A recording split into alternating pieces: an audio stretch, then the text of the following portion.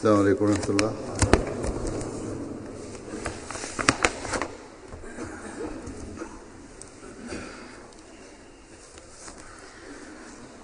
أشهد أن لا إله إلا الله وحده لا شريك له وأشهد أن محمدا عبده ورسوله أما بعد فأعوذ بالله من الشيطان الرجيم بسم الله الرحمن الرحيم الحمد لله رب العالمين الرحمن الرحيم مالك يوم الدين إياك نعبد وإياك نستعين اهدنا الصراط المستقيم صراط الذين أنعمت عليهم غير المغضوب عليهم ولا الضالين.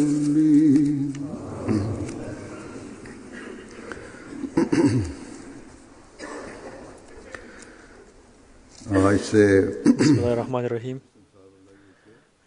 Хазур говорит, с сегодняшнего дня начинается Идждима, ежегодное собрание Ансаруллах, организации членов общины старше 40 лет, и Ладжна и Маула, женской организации Великобритании.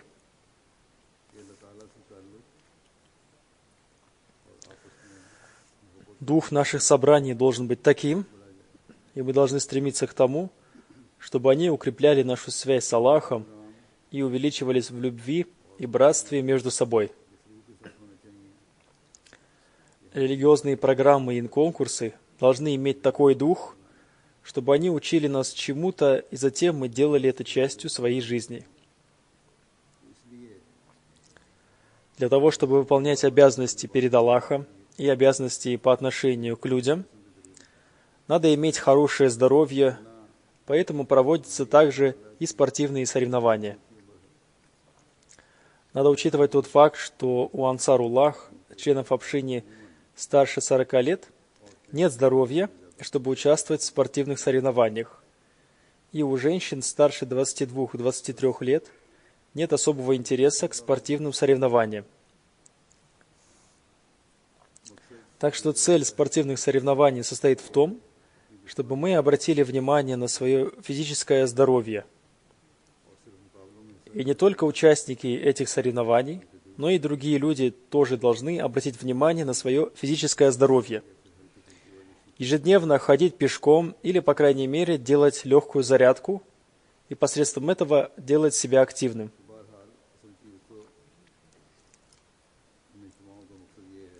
Одним словом, основной целью этих ежегодных собраний является то, чтобы мы больше обращали внимание на развитие своих религиозных и интеллектуальных способностей. Президент организации Ансарулла общины Великобритании попросил меня, чтобы я в своей проповеди высказал какое-нибудь пожелание членам их организации. Возраст Ансаруллах, мужчин старше 40 лет, является таким, что в этом возрасте представления человека становятся взрослыми, и они сами должны знать свои обязанности и должны уделять должное внимание их выполнению.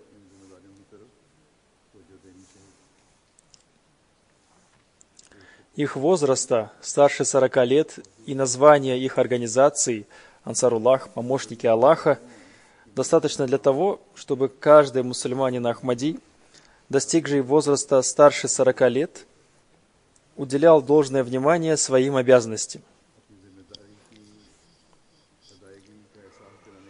Суть этих обязанностей, которые должен выполнять помощник Аллаха, изложена в тексте их обета.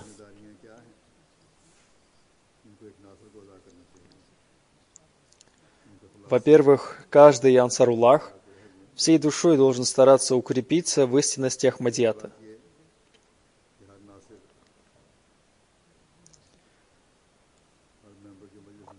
Но только посредством своих знаний и силы человек не может укрепить ислам. Ислам является религией Аллаха, его учение является совершенным учением.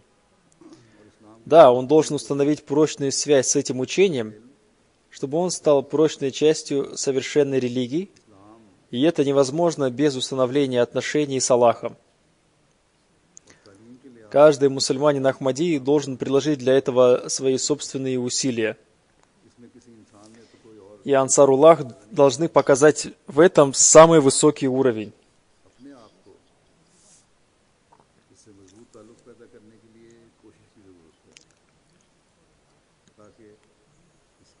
Отношения с Аллахом невозможно установить до тех пор, пока нет связи со святым пророком. Мир и благословение Аллаха да пребывает с ним. И для этого Всевышний Аллах сам приказал нам, чтобы мы обратили особое внимание призыванию благословения на святого пророка. Мир и благословение Аллаха да пребывает с ним. Так что это является очень важным. Затем надо выполнять свои обязанности в отношении обета верности обетованному Мессии, мир ему. Мы можем всей душой установиться на истинности Ахмадията только тогда, когда мы выполняем эти обязанности.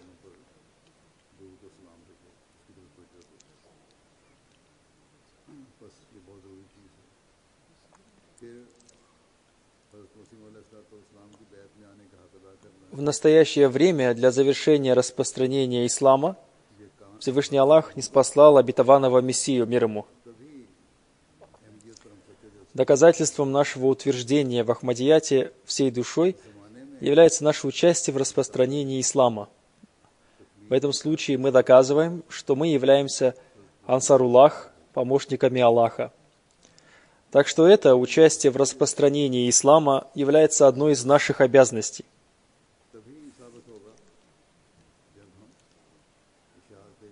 Теперь вы дали обет, или другими словами, взяли на себя ответственность и объявили, что будете искренне относиться к Ахмадийскому халифату и будете стараться защищать его. Каким образом можно проявлять это старание?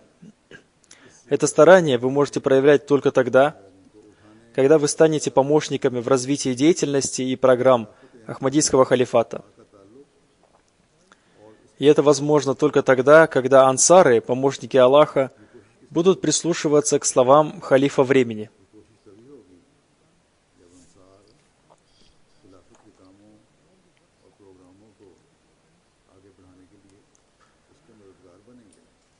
И для этого Всевышний Аллах даровал нам милость в виде спутникового канала МТА, благодаря которому, находясь далеко от халифа времени, мы можем видеть его. Так что ансарам, помощники Аллаха, нужно соединиться с халифатом. Вы также дали обет о том, что вы будете устанавливать связь ваших потомков с Ахмадийским халифатом.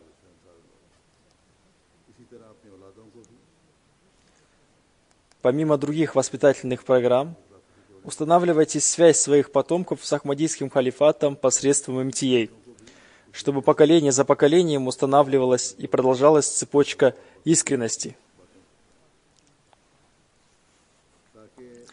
И таким образом служение исламу и распространение ислама всегда продолжалось, потому что, согласно словам обетованного Мессии, мир ему, дело распространения ислама после него будет продолжаться посредством второго проявления могущества Бога, которым является система Ахмадийского халифата.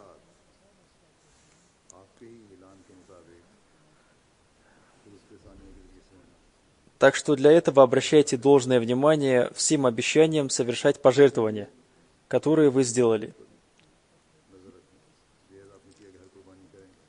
Дай Аллах возможность всем сделать это.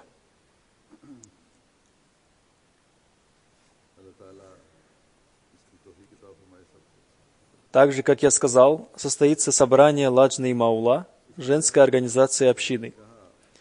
Женщины тоже дают обет, и они всегда должны уделять этому должное внимание. Это является большим благословением и милостью Аллаха, что большинство женщин утверждаются в религии. Они сильны в своем вероубеждении, но каждая женщина, член женской организации, должна довести состояние своих практических дел до такого уровня, на которых их желает видеть Всевышний Аллах и Его пророк.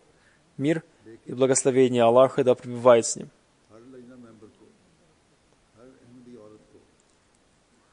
Как я сказал, у женской организации есть обет, и на своих собраниях они повторяют свой обет о том, что они готовы пожертвовать всем ради своей религии.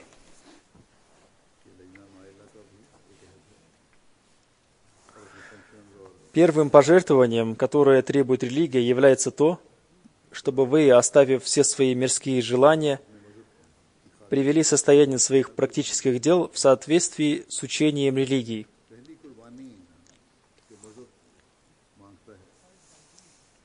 У каждой женщины Ахмади должен быть высокий уровень правдивости.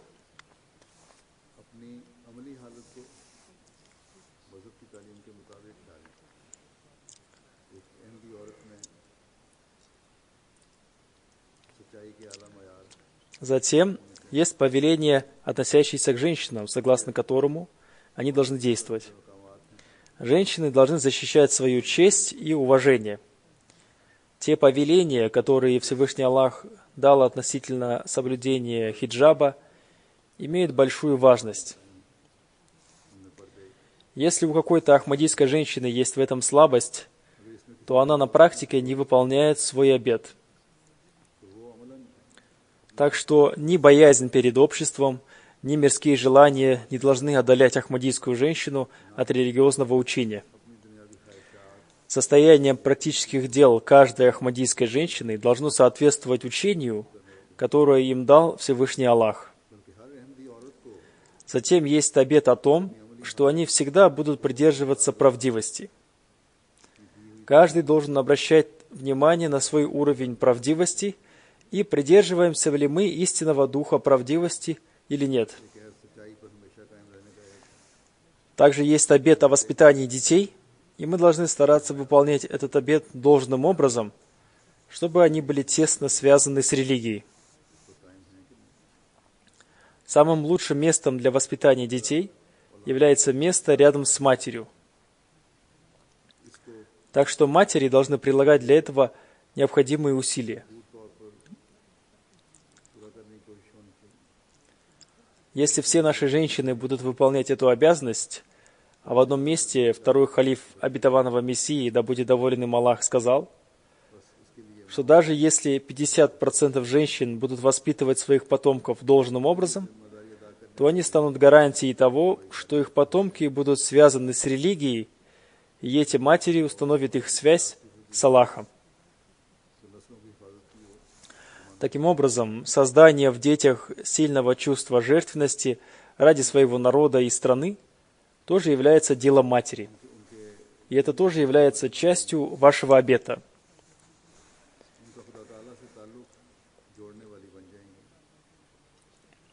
Создать в детях такой менталитет, чтобы они соблюдали все законы, является делом матери. Создать в них способность различать добро и зло является делом матери. Создать в них такое чувство, что они должны сыграть свою роль в развитии страны и должны обращать на это внимание, тоже является делом матери.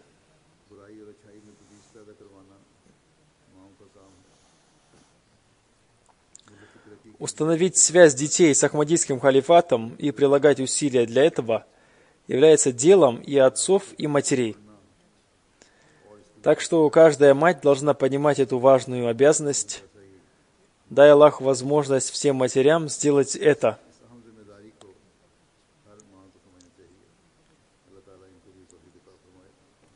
Сейчас вместе с собранием женщин проводится также собрание и ахмадийских девушек. И у них тоже есть обет, который они должны выполнять. 14-15-летний возраст является возрастом достижения понимания, и в этом возрасте человек может различать добро и зло. Эти годы являются последними годами перед вступлением в женскую организацию, 16 лет, и в этом же возрасте возникает много желаний. Если больше внимания уделяется миру, то мирские желания возобладают над религиозными желаниями. Поэтому каждая ахмадийская девушка должна быть очень осторожной и многократно повторять свой обет, чтобы вместо того, чтобы следовать бесполезным мирским желаниям, она старалась достичь высоких духовных целей. И эти высокие духовные цели упомянуты в обете девушек, которым сказано, что они всегда будут служить своей религии, своему народу и стране, всегда будут придерживаться правдивости и всегда будут готовы пожертвовать всем ради Ахмадийского халифата.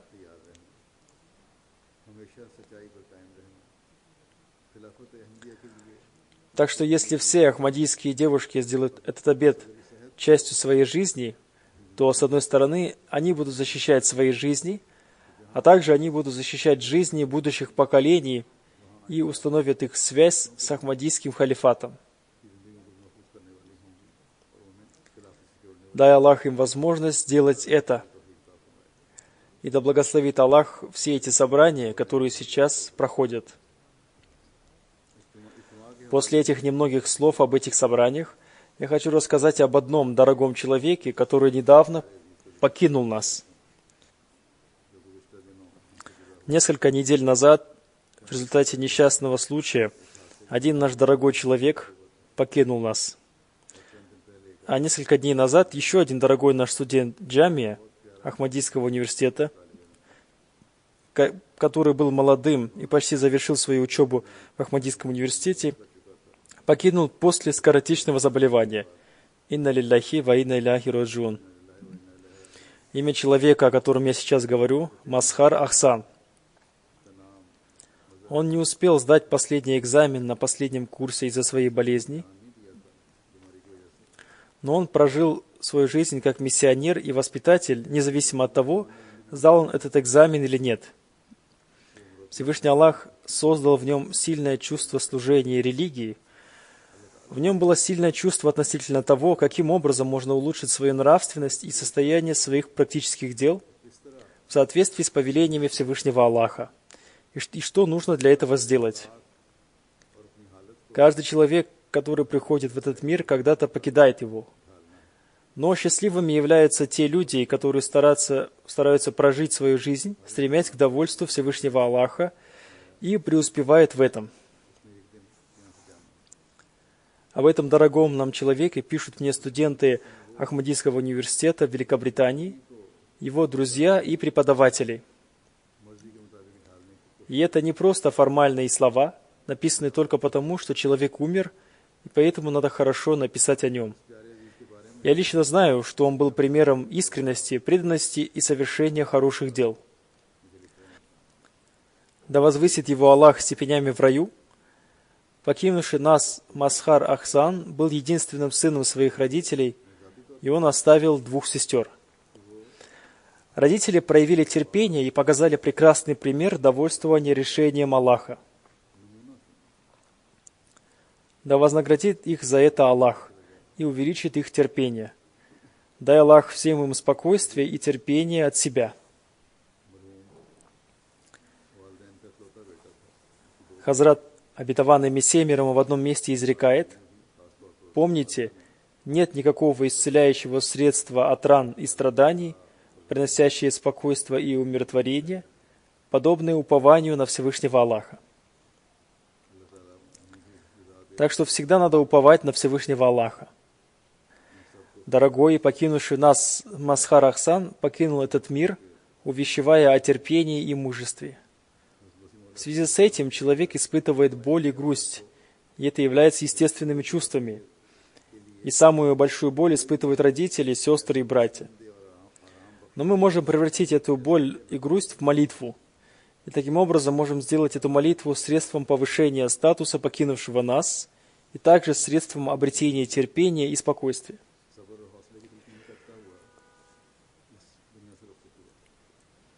Дай Аллах возможность его близким сделать это.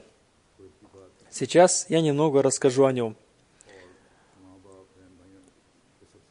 У него был рак, и по милости Всевышнего Аллаха он исцелился. Но потом у него в груди появилась какая-то инфекция, которую врачи не смогли распознать, и от которой он умер. Инна лилляхи ва инна иляйхи роджун. Прадедушка покинувшего нас Масхара Ахсана был Хазрат Низамуддин Сахиб, строитель, который был сподвижником Хазрата Обетованного Мессии мир ему. И его дедушка по материнской линии Чодри Мунаввар Алихан Сахиб и дедушка со стороны отца Хаджи Манзур Ахмад Сахиб, оба они являлись дервишами Кадьяна. Он был студентом Ахмадийского университета и был муси. О том, каким человеком он был, рассказала его мама. Я расскажу об этом коротко, потому что в ее рассказе есть некоторые очень эмоциональные вещи, о которых невозможно рассказывать. Она рассказала: «Он был моим советником, хранителем моих секретов, и он воспитывал меня как учитель. Кроме отношений между матерью и сыном, между нами были особое взаимопонимание, и он очень хорошо понимал меня. Он знал, какие вещи радуют его маму и какие она не любит». Затем она рассказала: чаще всего он говорил о системе Ахмадийского халифата, о халифе времени, об общине и еще больше о святом пророке, мир и благословение Аллаха да пребывает с ним, о его сподвижниках и о самозабвенно любящем святого пророка, мир и благословение Аллаха да пребывает с ним, то есть об обетованном Мессии и Махди мир ему. И эти темы ему очень нравились. А если начинались какие-то мирские разговоры, то он говорил: «Оставьте их, мы не имеем к этому отношения». У него было желание в этом году участвовать в Джалсе Салана, но он чувствовал, что для него это будет трудно. Поэтому он посчитал лучшим послушать выступление на Джалсе дома и отправил всех нас на Джалсу. Хазур уточняет, он был в Глазго. И он сказал: «Я здесь один послушаю выступление на Джалсе, и я справлюсь, вы не беспокойтесь обо мне». Таким образом, он отправил всех своих близких на Джалсу и остался один. У него была привычка все свои дела делать самому. Далее она написала: во время болезни его поведение стало еще более мягким и смиренным, и он никогда не проявлял раздражения и злости. После исцеления от первой болезни, как я уже упомянул, у него был рак крови. Он сказал главе общины Шотландии: «Дайте мне какое-нибудь дело общины». И потом он стал работать с брошюрами. Он всегда был на связи с теми, кто занимался этим, и он рассказывал им, как это надо делать. Во время ежегодного собрания женщин и девушек общины Шотландии он сделал дизайн наградного сертификата. Он регулярно читал книги обетованного Мессии мир ему. Затем она написала, что с 12 сентября, во время появления второй инфекции, он позвал ее и сказал: «Садитесь рядом со мной». И потом он сказал: «Начните считать на пальцах милости Всевышнего Аллаха». И он начал перечислять милости Всевышнего Аллаха, и потом сказал: «Расскажите мне о милостях Аллаха».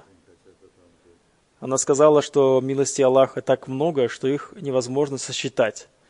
На этом Масхар сказал: «Я только хотел вам сказать, чтобы вы всегда помнили благословения и милости Всевышнего Аллаха и при любых обстоятельствах благодарили Его». Она написала: «Тогда я не понимала, о чем он говорит. Но если говорить коротко, то он мысленно готовил меня к своей смерти».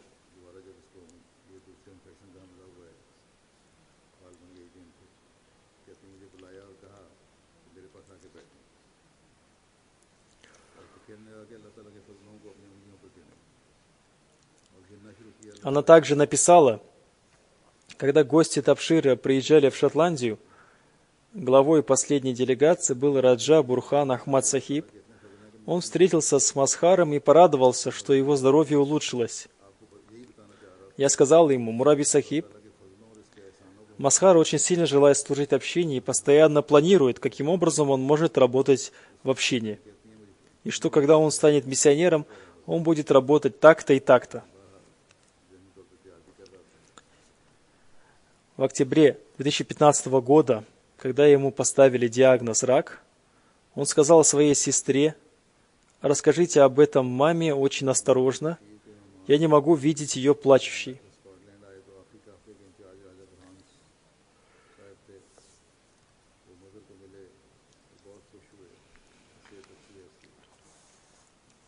В больнице он постоянно слушал Коран и проповеди Хазура. По интернету он также слушал назмы, религиозные поэмы, и рассматривал фотографии общины. Он разговаривал со своими одногруппниками и преподавателями и проповедовал врачам и медсестрам об общине.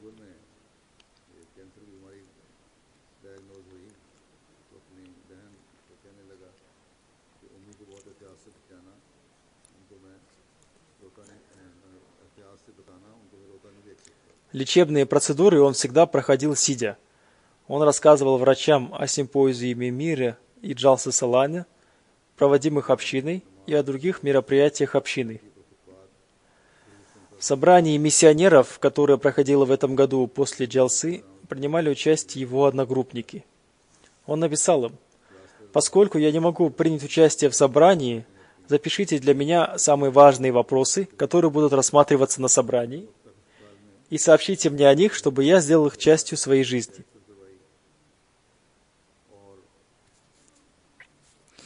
Он очень любил Ахмадийский халифат.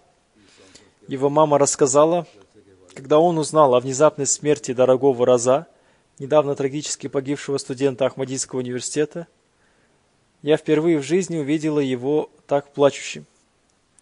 Сначала я побеспокоилась, но потом подумала, что он испытал большую боль в связи с его внезапной смертью, и он беспокоился о его родителях и халифе времени, испытывающих эту боль. Потом он сказал: «Мы довольны решением Аллаха. Это дело Аллаха, и Всевышний Аллах знает об этом лучше. Нашим делом является молиться, а принимать или не принимать молитву является делом Аллаха».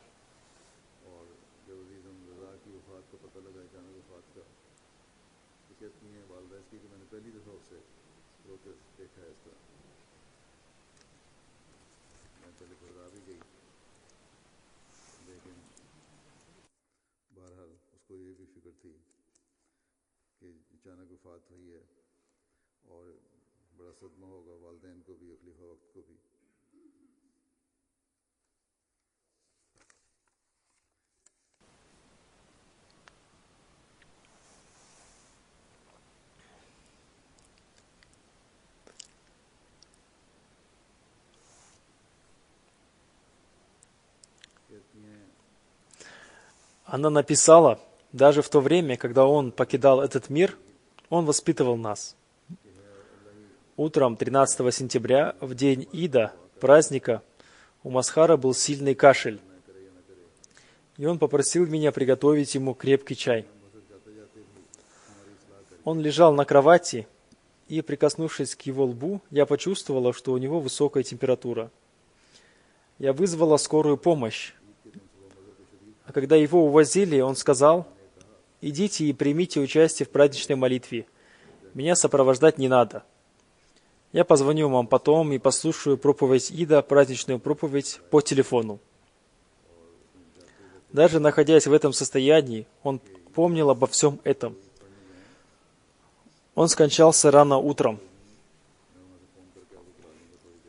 У него был хороший голос, его сестра записала его голос, произносящий азан, призыв на молитву, и она использовала эту запись в будильнике, чтобы просыпаться на утреннюю молитву фаджр. Она сказала: вместе с его последним вздохом из будильника раздался его голос, произносящий азан. Это вызвало в нас очень сильные эмоции.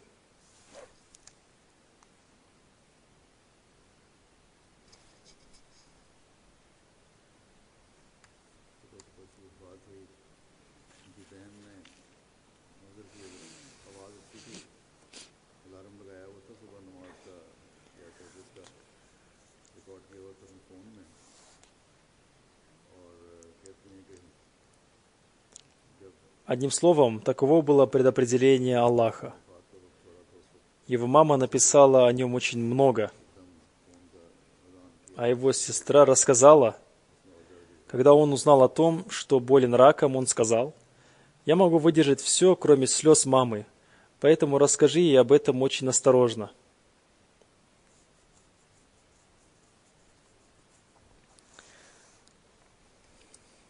Когда ему сделали пункцию костного мозга, то анализы показали, что его костный мозг совпадает с костным мозгом его сестры. Ему была сделана необходимая процедура, в результате чего он исцелился. И врачи были очень удивлены, потому что раньше они говорили, что это невозможно. Он исцелился посредством костного мозга своей сестры. Но в конце концов его смерть была последним предопределением Всевышнего Аллаха.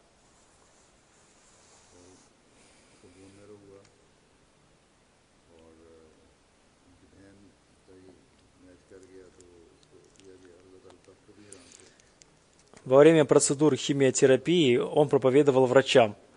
Он сильно уповал на Аллаха и не беспокоился ни о чем. И он всегда говорил: «Всевышний Аллах не позволит мне погибнуть напрасно». Одним словом, Всевышний Аллах забрал его из этого мира, но мы надеемся, что в будущей жизни все его желания исполнятся. Иншаллах.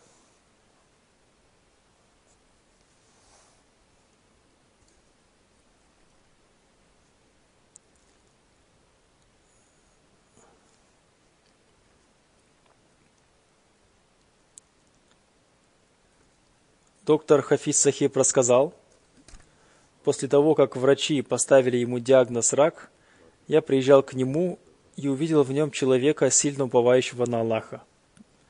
Его мама сказала мне: он постоянно говорит мне: всегда помните о милостях Всевышнего Аллаха.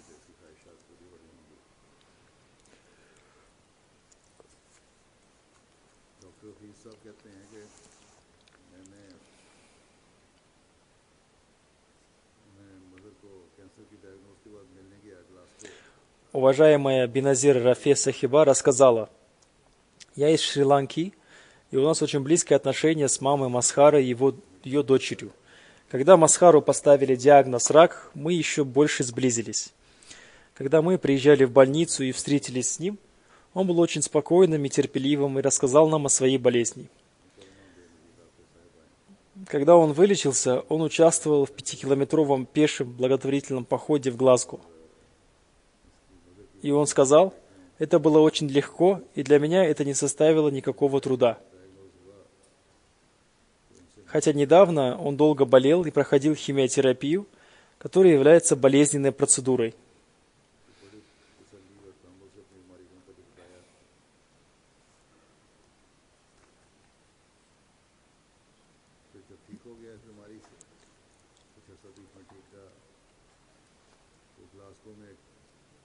Васим Фазл Сахиб, который является преподавателем в Ахмадийском университете, рассказал: Масхар Ахсан был мужественным, серьезным, соблюдающим этикет студентом со стойким характером.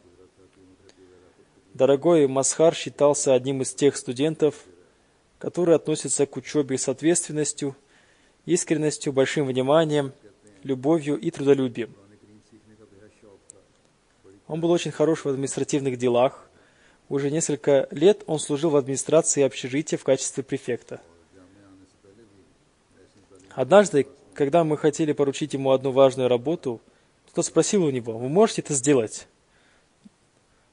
Услышав это, другой преподаватель сказал о покинувшем нам Масхаре: когда Масхару поручается какая-то работа, то нам приходится прятаться от него, потому что он относится к ней серьезнее и ответственнее, чем мы.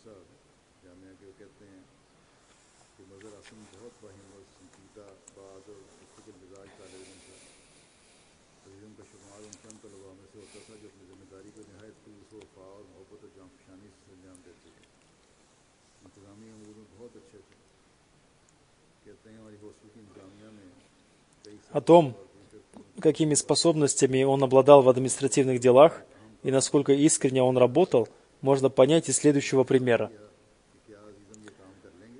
Несколько лет назад, во время ежегодных спортивных соревнований в Ахмадийском университете, ему была поручена работа в отделе гостеприимства. В последний день соревнований в университет приезжает много гостей, и для них организуется обед.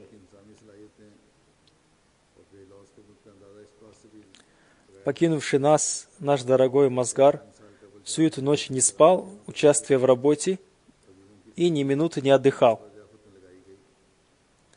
А на следующий день он работал с таким же чувством радости.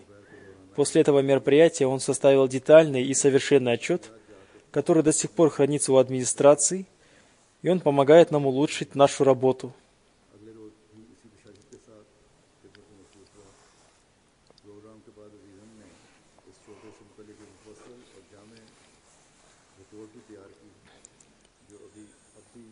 Хафиз Машхуд Сахиб рассказал: некоторое время назад я разговаривал с дорогим покинувшим нас Мазгаром, и он выразил свое желание как можно быстрее выздороветь и служить общине в качестве миссионера. Он также сказал: сейчас я лечусь и работаю в местной общине.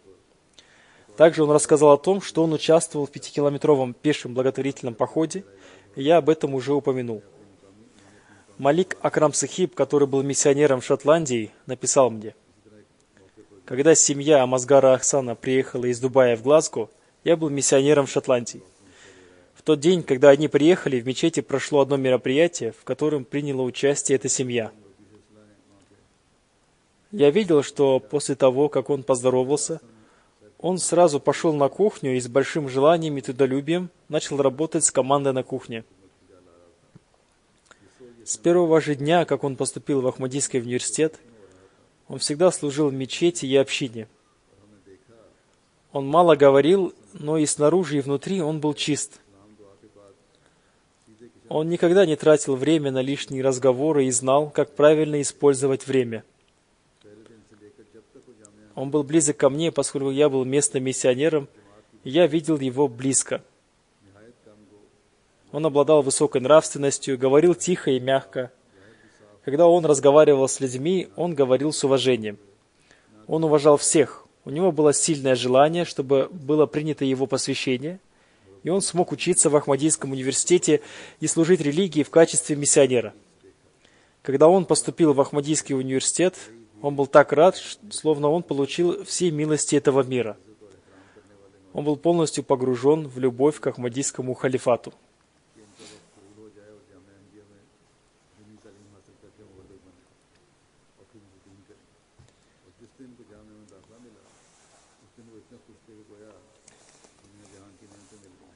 Аршад Махмуд Сахиб, глава молодежной организации общины Глазго, написал: «Я был избран главой молодежной организации общины в Шардже».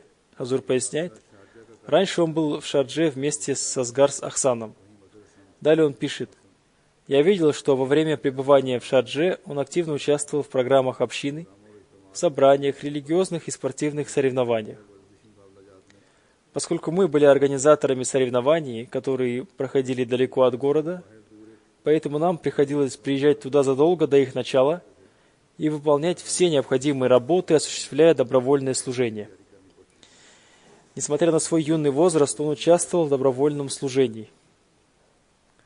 На одном из собраний у нас был конкурс, на котором доклады произносились экспромтом.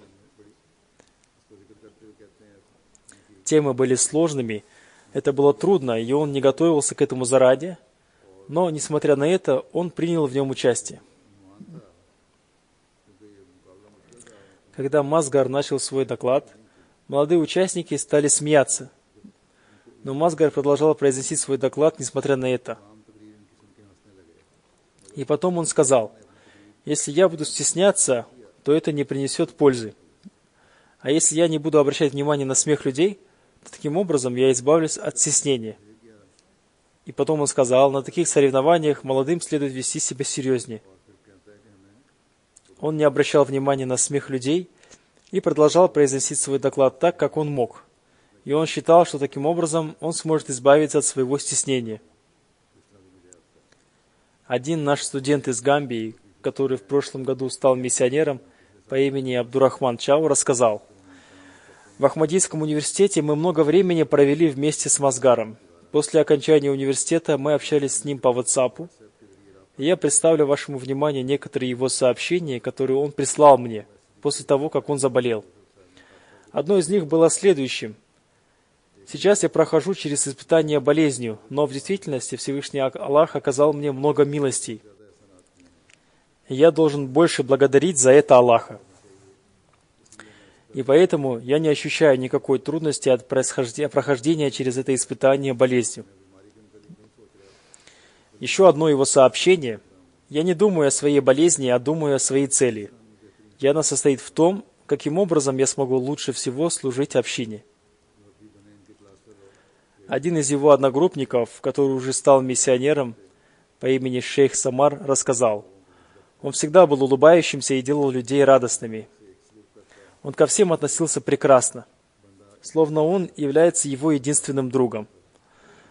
Он никогда не проявлял какой-то отчужденности и отстраненности, и никогда ни с кем не спорил. Он обладал большим сердцем. Он не упускал ни малейшего шанса для проповедования. Когда он был в больнице, там всем тоже было известно, что он мусульманин, и он проповедует ислам. Он никогда никому не причинял никакого неудобства и никому не говорил плохих слов. Он помогал людям больше, чем было в его силах. Он обращал внимание на мелкие вещи и ко всем относился с любовью и милостью. Еще один его одногруппник, сейчас уже миссионер по имени Сахир Махмуд, написал: «Я счастлив, что провел 7 лет в Ахмадийском университете вместе с таким прекрасным человеком. У него было очень много таких качеств, которые редко можно встретить в людях. Он был очень гостеприимным, смиренным и всегда показывал высокий пример хорошо думать о других. Каждое свое действие он совершал с хорошим намерением. В начальные годы учебы он был префектом общежития. И в числе его обязанностей было напоминание о том, что надо пораньше ложиться спать, выключать свет и говорить всем, чтобы они ложились спать, затем будить их и обращать внимание студентов на соблюдение чистоты. Если кто-то из студентов спорил между собой, он прекращал этот спор. Все это входило в круг его обязанностей. Когда он выполнял свои обязанности, студенты мешали ему это делать и подшучивали над ним. Однажды я совершил какую-то ошибку, и он меня отругал. А через несколько минут он пришел ко мне и, попросив у меня прощения, начал плакать. У него было очень мягкое сердце. Когда я болел или плохо себя чувствовал и в выходные дни лежал на кровати, до того, как я вставал, он приносил мне завтрак. Когда у меня была простуда, он без моей просьбы разводил мед в воде и приносил мне. Хазур добавляет, он с большим интересом рассказывал о встречах со мной. Затем он написал: говоря коротко, он был человеком с живым сердцем, искренним, смиренным, добрым, истинным служителем религии, богобоязненным и очень трудолюбивым. У Мазхара были все эти качества.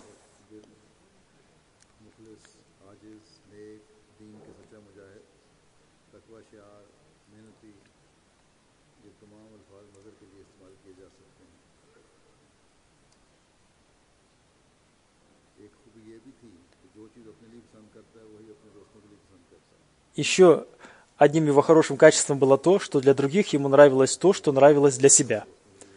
Блюда, которые он приносил для себя, он приносил и для своих друзей. Он жил очень простой жизнью, никогда не тратил лишних денег, как делают сейчас молодые люди. Он серьезно относился к чистоте и регулярно совершал все обязательные молитвы и молитву тахаджуд. Его одногруппники рассказали, что их он тоже будил на молитву тахаджуд. У него в комнате был коврик для молитвы, и я видел, что он регулярно вставал ночью для совершения дополнительных молитв И он даже также держал еженедельные посты и очень серьезно относился к уплате взносов. Он был очень порядочным человеком. Он очень разумно распоряжался своим временем. После ежедневной учебы в университете он регулярно читал Коран, а также читал книги общины. При любой погоде он ежедневно делал зарядку. Он регулярно читал газеты. Днем немного отдыхал, хотя бы по несколько минут, и перед сном обязательно делал запись в ежедневнике. Хазур говорит, вот такими качествами он обладал. Он всегда делал заметки на моих пятничных проповедях и затем обсуждал их со своими друзьями.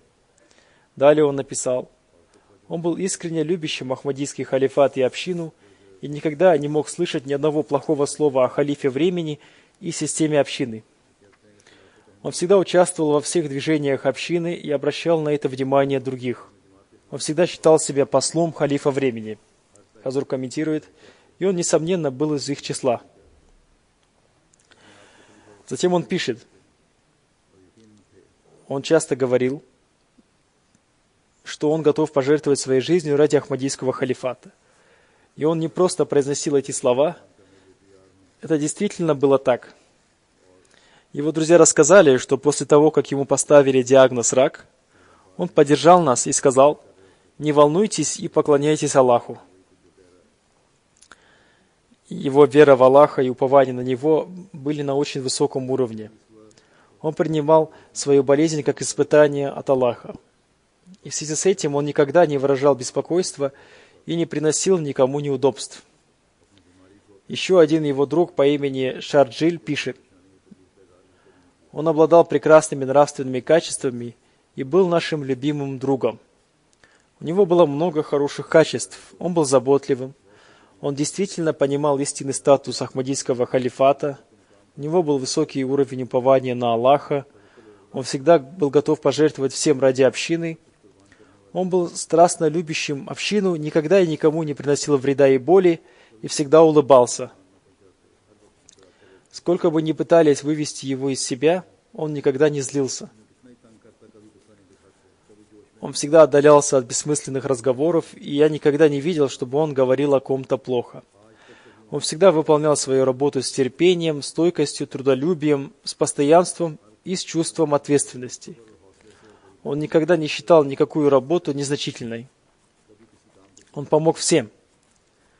У него не было ни малейшей лени. Он очень любил Ахмадийский университет. Он обладал таким сильным качеством, как способность принимать решения. Несмотря на свою боль, он никогда не терял надежды и до последнего мгновения мужественно переносил свою болезнь. Он никогда не издевался над людьми и всегда останавливал людей, когда они это делали. То есть у него были все те качества, которые должны быть у миссионеров.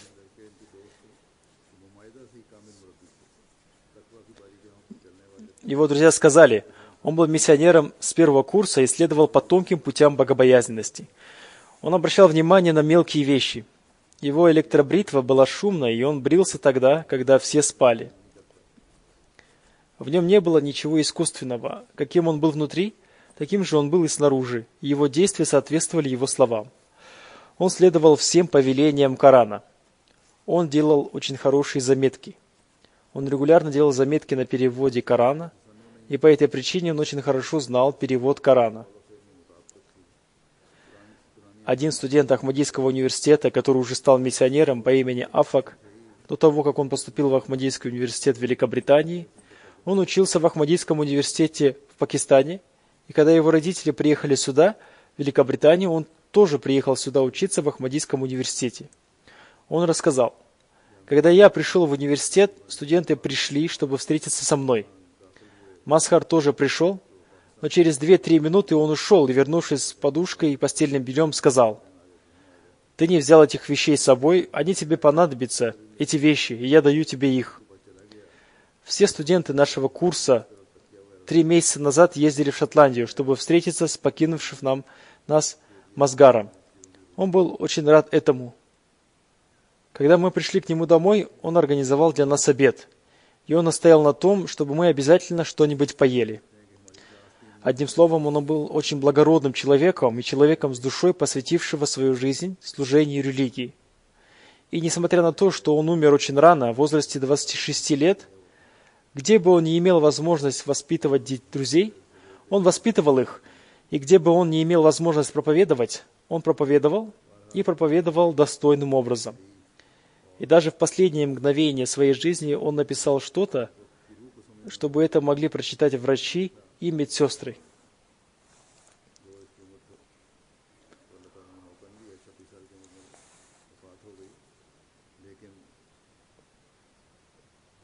Два-три раза, когда он был в больнице или дома, во время разговора со мной он отвечал очень мужественно.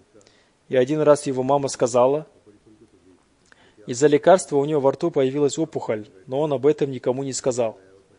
Когда я с ним разговаривал, он мне об этом не сказал и разговаривал со мной нормально.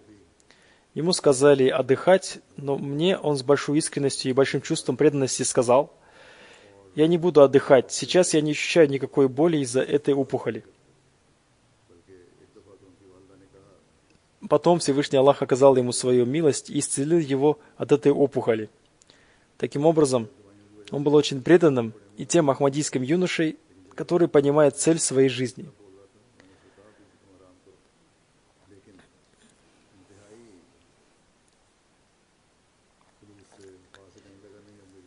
Да прольет Всевышний Аллах на него свое благословение и повысит его статус. Мы видели его довольным решением Аллаха. Дай Аллах ему место в числе возлюбленных им, и дай Аллах, чтобы тысячи посвящающих своей жизни служению религии были подобными ему и смогли так точно понять цель своей жизни. Особенно молитесь за его родителей и сестер, чтобы Всевышний Аллах увеличил их терпение и стойкость. После пятничной молитвы я проведу его молитву джаназа.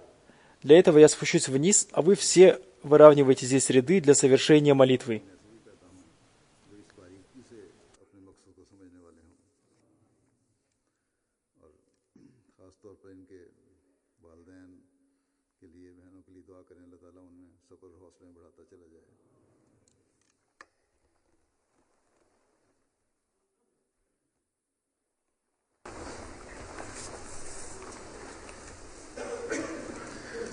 الحمد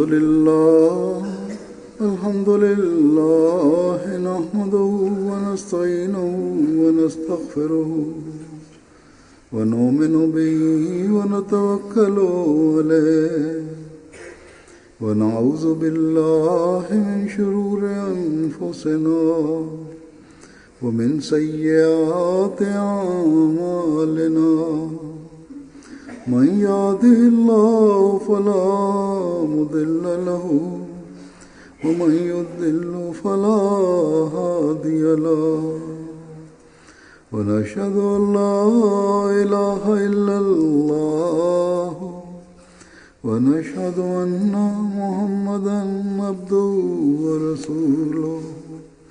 अभी नमाज जुमा के बाद मैं इनका नमाज जनाजा भी पढ़ाऊँगा, हाजिर है। मैं नीचे जाऊँगा, अब आप यहीं सफ़े दुरुस्त रखें कर लें। इबादल्लाह रहमकुमुल्लाह इन्नल्लाह यामुरु बिल अदलि वल इहसानि व इताइ ज़िल क़ुर्बा व यन्हा अनिल फ़हशाइ वल मुनकरि वल बग़य यइज़ुकुम लअल्लकुम तज़क्करून उज़्कुरुल्लाह यज़्कुरकुम वदूहु यस्तजिब लकुम वलज़िक्रुल्लाहि अकबर।